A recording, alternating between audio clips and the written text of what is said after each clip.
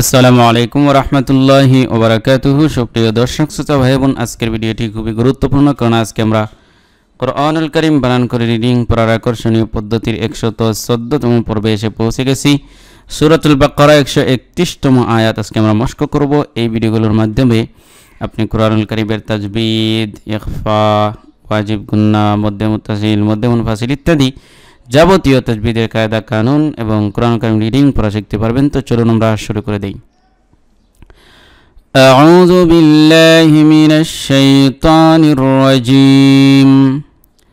বিসমিল্লাহির রহমানির রহিম। إذ قال له ربه أسلم قال أسلمت لرب العالمين হামজা দাল জের ইজ, কফ আলিফ জবর ক, লাম জবর লা, ক্বালা জবরের বাম পাশে খালি আলিফ, মদের হরফে আলিফ টান, লাম জবর লা, হা উল্টা পেশ হু, লাহু, খারা জবর খারা জের উল্টা পেশ হরে এক আলিফ টান, রবা জবর রব, বা পেশ বু রব্বু, হা উল্টা পেশ হু। এই যে ডেউরের চিহ্ন আছে, এই চিহ্ন থাকলে আপনার কয় আলিফ পড়া লাগে? 3 আলিফ পড়া লাগে। এটাকে মধ্যে মুনফাসিল বলে। রব্বুহু,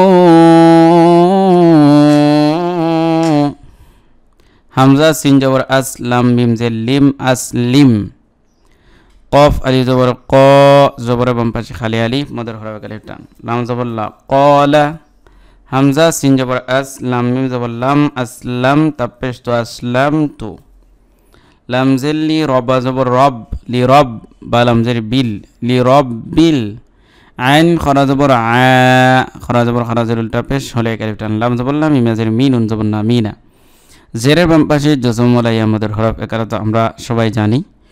তো আপনার মদের হরফের পরের নুনে আমরা ওকফ করব, তামব, এই জন্য এই মোটটাকে 3 আলিফ লম্বা করতে হবে। এটাকে মধ্যে আরিজ বলে।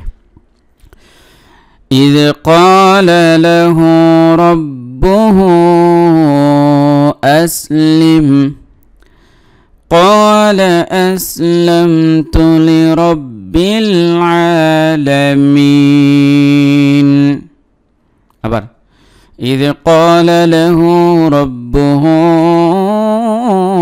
أسلم قال أسلمت لرب العالمين।